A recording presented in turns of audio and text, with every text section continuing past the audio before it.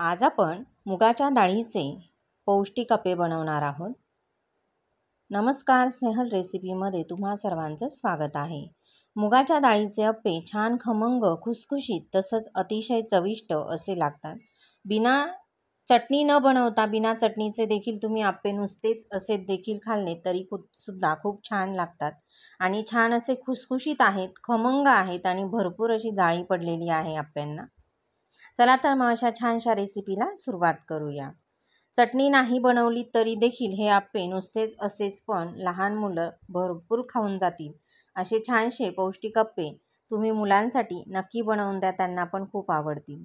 अप्पे बनवण्यासाठी आपल्याला लागणार आहे मुगाची डाळ। तर या ठिकाणी हा 1 कप आहे, जो मेजरमेंटचा कप असतो त्या कपाने मी 1 कप डाळ घेतलेली आहे।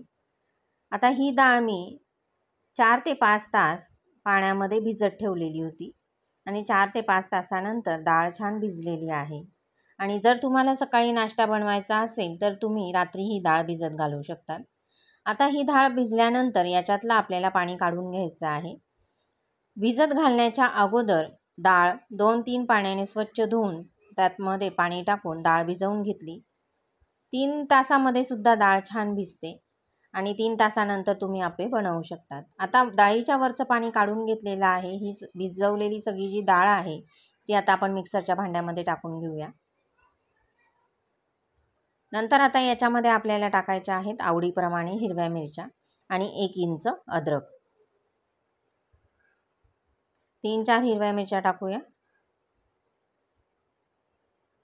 आणि 1 इंच अद्रक टाकायचं आहे आणि थोडंसं किंचितचं पाणी टाकून आता आपण ही डाळ मिक्सरला छान बारीक वाटून घेणार आहोत।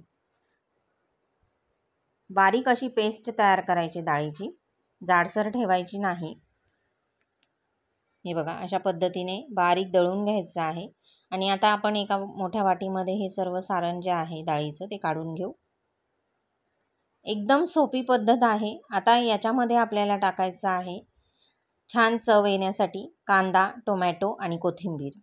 आता ही तुम्ही तुमच्या आवडीनुसार प्रमाण ठरवू शकतात, कांदा, टोमॅटो आणि कोथिंबीरीचं। चवीनुसार मीठ टाकून घेऊया। मीठ टाकून झाल्यानंतर आता कांदा, टोमॅटो आणि कोथिंबीर टाकून घ्यायची आहे। मी 1 मोठा टोमॅटो, 1 मोठा कांदा आणि मूठभर कोथिंबीर बारीक कट करून छान अशी आता ह्या मुगाच्या डाळीमध्ये जे सारण तयार केलं आहे आपण त्याच्यामध्ये टाकलेली आहे। मिक्स करून घेऊ, याच्यामुळे खूप छान स्वाद येतो अप्प्यांना। मी सांगितल्याप्रमाणे नक्की तुम्ही बनवून बघा, हे अप्पे खूप छान लागतात चवीला। आता सगळं साहित्य व्यवस्थित असं मिक्स करून घेतलेलं आहे आणि आता अप्प्यांना आपल्याला छान जाळी पडावी म्हणून तुम्ही खाण्याचा सोडा टाकू शकतात, बेकिंग सोडा टाकू शकतात किंवा इनो, 1 इनोचं पाऊचसुद्धा टाकू शकतात। तर या ठिकाणी मी आता 1 इनोचं पाऊच टाकते आहे। 1 इनोचं पाऊच पूर्ण टाकू, त्यावर थोडंसं पाणी टाकूया आणि हा इनो सगळ्या बॅटरमध्ये व्यवस्थित मिक्स करून घेऊ। तर या ठिकाणी सर्व इनो जो आहे तो व्यवस्थित सगळ्या बॅटरमध्ये मिक्स करून घेतलेला आहे आणि अप्प्यांचं या ठिकाणी बॅटर आपलं तयार झालेलं आहे। एका साईडला कमी गॅसवर मी अप्पे पात्र गॅसवर ठेवलेलं आहे। ही जी 1 कप मुगाची डाळ घेतलेली आहे त्याच्यामध्ये जवळजवळ 28 अप्पे तयार होतात। आता अप्पे पात्र जे आहे ते 12चं आहे माझं। याच्यामध्ये थोडं थोडं तेल टाकून घेऊ आणि तीळ टाकायचे आहे। तीळ टाकल्यामुळे छान खमंगपणा येतो अप्प्यांना आणि सगळ्यांच्या पोटात तीळ पण जाते। तीळीचे भरपूर असे फायदे आहेत आपल्या शरीरासाठी। तीळ थोडीशी तडतडली की लगेच आता जे सारण तयार करून घेतलेलं आहे आपण अप्प्यांचं जे बॅटर आहे ते टाकून घेऊया। अप्पे पात्रामध्ये, अप्पे पात्राच्या साच्यांमध्ये सर्व बॅटर टाकून हे अप्पे आपल्याला मीडियम गॅसवर छान शिजवून घ्यायचे आहेत।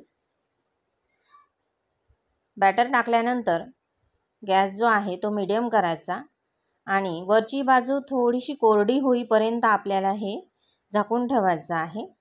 पूर्ण वरची बाजू कोरडी झाली की मग अप्पे आपल्याला या ठिकाणी पलटवून घ्यायचे आहेत।